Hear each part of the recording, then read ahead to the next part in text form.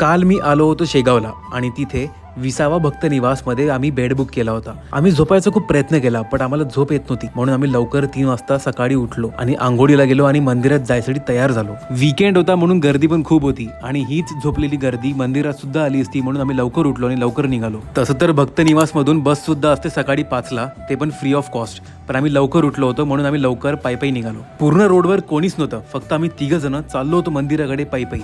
पण मंदिराकडे पोचताच तिथे बरेच लोक होती, ते पण सकाळी 4:30ला. त्यानंतर आम्ही मंदिरात गेलो कारण गर्दी वाढत चालली होती आणि बरोबर सकाळी 5ला तिथे आरती झाली आणि स्लो अँड स्टडी लोक थोडी पुढे चालली होती.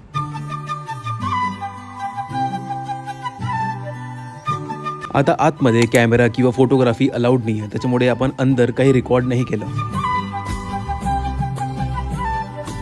हे मंदिर इतकं क्लीन, हायजीन आणि मेंटेन ठेवतात की तुम्हाला इथे परत यायची खूप इच्छा होणार आणि तुम्ही नाही बोलणार नाही. आमचं दर्शन इतक्या लवकर झालं की आम्ही विचार करत बसलो की आता कुठे जायचं. आनंद सागर ही एक जागा आहे जी आता खूप वर्षानंतर रिओपन झाली आहे. आम्ही तिथे गेलो असतो पण ती सकाळी 10ला उघडते आणि सध्या वाजले होते सकाळचे 5. आम्ही खूप थकलो होतो आणि झोप सुद्धा खूप लागत होती, त्याच्यामुळे आम्ही शेगाव स्टेशनला आलो आणि चुपचाप अमरावती वापस गेलो. जर तुम्हाला पार्ट 1 आणि पार्ट 2 आवडला असेल तर लाईक करा, शेअर करा, टॅग करा, कमेंट करा. थँक्यू.